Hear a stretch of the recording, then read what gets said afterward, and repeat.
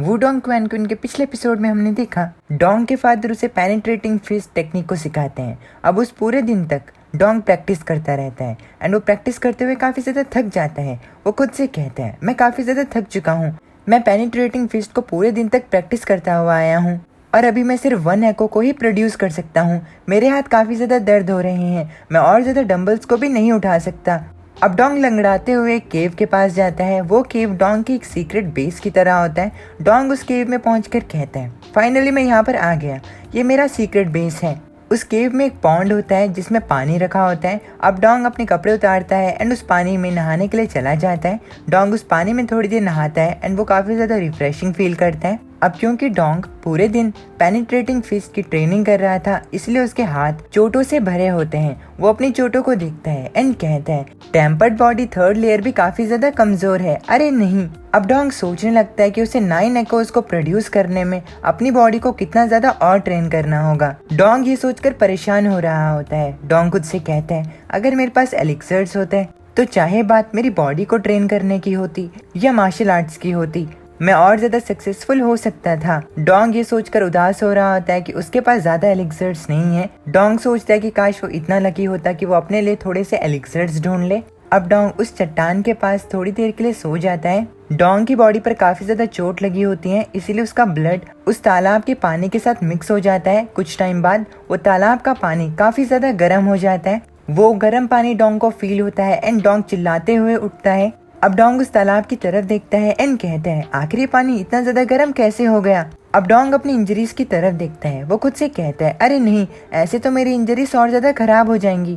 अब जैसे ही डोंग अपने हाथों की तरफ ध्यान से देखता है तो उसे पता चलता है कि उसके सभी इंजरीज ठीक हो चुकी हैं। डोंग को महसूस होता है कि उसके बॉडी के ऊपर की स्किन जो है वो और ज्यादा टफ हो चुकी है। डोंग इस चीज के बारे में सोचता है, उसे पता चलता है कि ये तो टेम्पर्ड बॉडी की 4th लेयर में पहुंचने का साइन है। डोंग काफी ज्यादा कंफ्यूज्ड होता है क्योंकि वो आज के दिन ही 3rd लेयर पर पहुंचा था और इतनी जल्दी वो दूसरे लेयर पर कैसे पहुंच सकता है। अब डोंग सोचने लगता है कि क्या कहीं उसने ऐसी चीज तो नहीं खा ली थी जिसने कि उसकी चोट को ठीक करने में उसकी मदद की हो। अब डोंग को टैन का बनाया हुआ खाना याद आता है जो कि काफी ज्यादा भद्दा दिखाई दे रहा होता है क्योंकि वो इंसेक्ट से बना होता है। डोंग उस खाने के बारे में सोचता है एंड कहता है कि ऐसा बिल्कुल भी नहीं हो सकता कि टैन के बनाए हुए खाने से ये हुआ हो। अब डोंग उस तालाब की तरफ देखता है एंड कहता है, शायद से ये इस रॉक पूल की वजह से हुआ हो। डोंग देखता है कि पूल का कलर चेंज हो चुका है। डोंग उस पूल के पास जाता है एंड उस पूल के पानी को देखता है एंड उसके अंदर अपना हाथ डालता है। डोंग को पता चलता है कि उस पूल के अंदर काफी ज्यादा कॉन्सेंट्रेटेड एनर्जी है और शायद से इस एनर्जी को ग्रेड 3 के एलिक्सर्स भी मैच ना कर पाए। ये चीज डोंग को काफी ज्यादा खुश करती है क्योंकि ये बिल्कुल उसके लिए एक चीट स्किल की तरह होता है। ये पुल अब पूरी हाई क्वालिटी एलिक्सर से भर चुका होता है। डोंग सोचता है शायद से भगवान ने उसको ये ट्रेजर दिया है। अब डोंग सोचने लगता है कि अचानक से उस पूल के अंदर ऐसा इफेक्ट कैसे आ सकता है। पूल को ध्यान से देखने के बाद डोंग को पता चलता है कि पानी के अंदर से रेड कलर का पिगमेंट बाहर आ रहा है जिसकी वजह से वो पूल रेड हो चुका है। अब डोंग पूल के अंदर जाता है एंड अंदर जाते हुए खुद से कहता है, ये मौका मिलना काफी ज्यादा मुश्किल है, मुझे इसकी तहकीकात करनी होगी।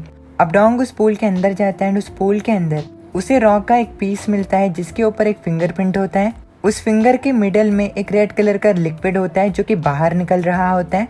डोंग उस पत्थर को देखता है एंड कहता है, क्या इसी रीजन की वजह से स्प्रिंग के वाटर का कलर चेंज हो गया था। अब डोंग उस स्टोन को बाहर निकाल लेता है। डोंग उस स्टोन को ध्यान से देखता है एंड कहता है, इस पत्थर को पकड़ने पर एक तरह की सॉफ्टनेस आ रही है। इसका मतलब ये एक स्टोन, जेड या फिर वुड नहीं हो सकता। इसके सरफेस पे कुछ अजीब सी लाइंस भी हैं, मानो जैसे कि वो मिस्टीरियस सिंबल हो।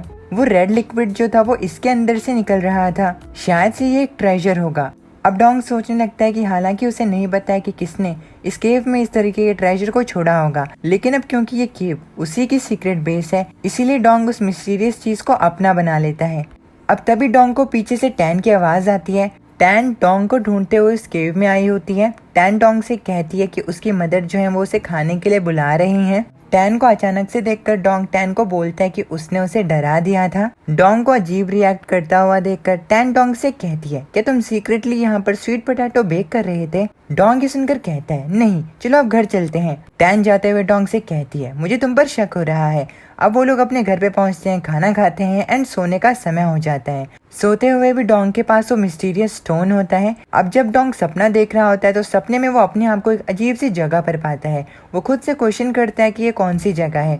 अब तभी एंट्री होती है डोंग के जैसे दिखने वाले एक और लड़के की। डोंग अपने सपने में खुद को देखता है एंड वो खुद को देखकर काफी ज्यादा कंफ्यूज्ड होता है। डोंग को पता चलता है कि वो सामने खड़ा हुआ लड़का वही है। अब डोंग के जैसे दिखने वाला वो लड़का पेनिट्रेटिंग फिस्ट टेक्निक को इस्तेमाल करता है।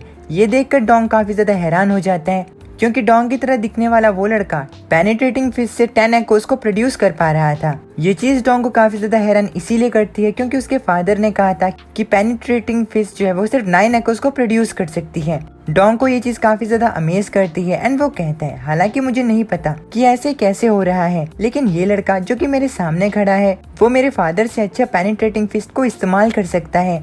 अब वो लड़का डोंग के सामने पेनिट्रेटिंग फिस्ट की ट्रेनिंग करता है। डोंग भी खुद को देखकर वही चीज प्रैक्टिस करता है एंड खुद से कहता है जब तक मैं इसकी मूवमेंट को फॉलो करूंगा तो मुझे विश्वास है मैं पेनिट्रेटिंग फिस्ट को अच्छी तरीके से और तेजी से सीख पाऊंगा। कुछ समय की ट्रेनिंग के साथ डोंग 4 एकोस को प्रोड्यूस कर पा रहा होता है और ये चीज उसे और ज्यादा खुश करती है। अब सुबह हो जाती है।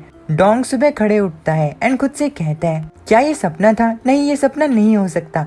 अब डोंग खड़े उठकर पेनिट्रेटिंग फिस्ट को प्रैक्टिस करता है। डोंग को पता चलता है कि वह पेनिट्रेटिंग फिस्ट से 5 एकोस को प्रोड्यूस कर पा रहा है और इससे साफ साफ ये पता चलता है कि वो चीज ड्रीम नहीं थी। डोंग हालांकि काफी ज्यादा शॉक्ड होता है लेकिन वो खुद से कहता है जो चीज मैंने कल सीखी थी उसकी वजह से अब मैं 5 एकोस को प्रोड्यूस कर पा रहा हूँ। मैंने किसी और के बारे में ऐसा नहीं सुना है कि किसी ने चीजों को इतनी जल्दी हासिल किया हो। मेरे कल रात का मिस्टीरियस सपना जो है वो शायद इस पत्थर को उठाने की वजह से हुआ है। अब डोंग उस स्टोन को बाहर निकालता है एंड उसे बाहर निकाल कर देखने लगता है। डोंग कहता है ये पत्थर बिल्कुल भी मामूली नहीं है, ये पत्थर वैसी चीजें निकाल रहा है जो कि हाई ग्रेड एलिक्सर से कंपेरेबल है। ना सिर्फ ये पत्थर एक प्रोफेशनल मार्शल आर्ट ट्रेनर को भी प्रोड्यूस कर रहा है। लगता है कि मेरे पास अब एक ऐसा ट्रेजर है जिसका कोई मुकाबला नहीं। अब इसी के साथ हमारा ये वाला एपिसोड यहीं पर खत्म हो जाता है। उम्मीद है कि आपको ये एपिसोड पसंद आया हो। अगर कुछ नहीं समझ में आया हो तो प्लीज़ मुझे बता देना, कमेंट सेक्शन में मैं क्लियर कर दूंगा। एंड जैसी ट्रांसलेशन होती है मैं वैसे ही एक्सप्लेन करता हूँ, तो अगर कुछ गलती हुई हो तो माफ़ कर देना। मैं मिलता हूँ तुम लोग से नेक्स्ट वीडियो में, तब तक के लिए अपनी फैमिली का ख्याल रखना, मत नहीं।